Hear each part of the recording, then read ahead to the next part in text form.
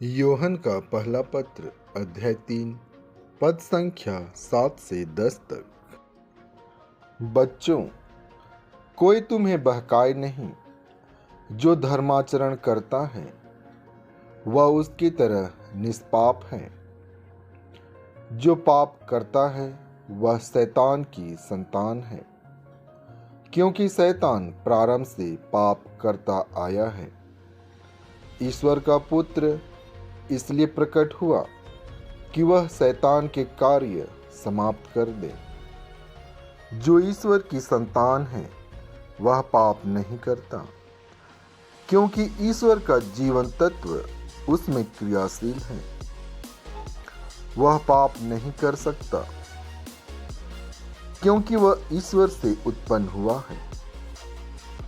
ईश्वर की संतान और शैतान की संतान की पहचान यह है, जो धर्माचरण नहीं करता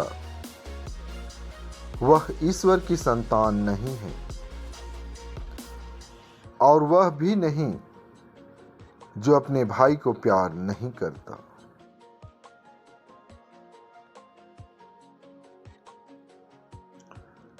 संत योहन का पवित्र सुसमाचार अध्याय 1 पद संख्या 35 से 42 तक।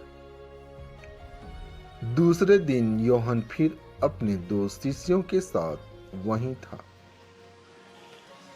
उसने ईसा को गुजरते देखा और कहा, देखो, ईश्वर का मेमना। दोनों शिष्य उसकी यह बात सुनकर ईसा के पीछे हो लिए। ईसा ने मुड़कर उन्हें अपने पीछे आते देखा और कहा, क्या चाहते हो? उन्होंने उत्तर दिया, रब्बी अर्थात गुरुवर, आप कहाँ रहते हैं? ईसा ने उनसे कहा, आओ और देखो। उन्होंने जाकर देखा कि वे कहाँ रहते हैं, और उस दिन वे उनके साथ रहे। उस समय शाम के लगभग 4 बजे थे। जो योहन की बात सुनकर ईसा के पीछे हो लिए थे, उन दोनों में एक सिमोन पेतरुस का भाई अंद्रियास था।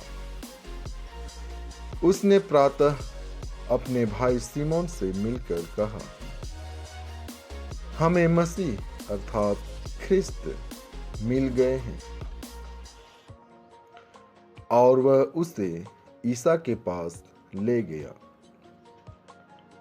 ईसा ने उसे देखकर कहा, तुम योहन के पुत्र सिमोन हो। तुम केफस अर्थात पेतरुस कहलाओगे। आमीन।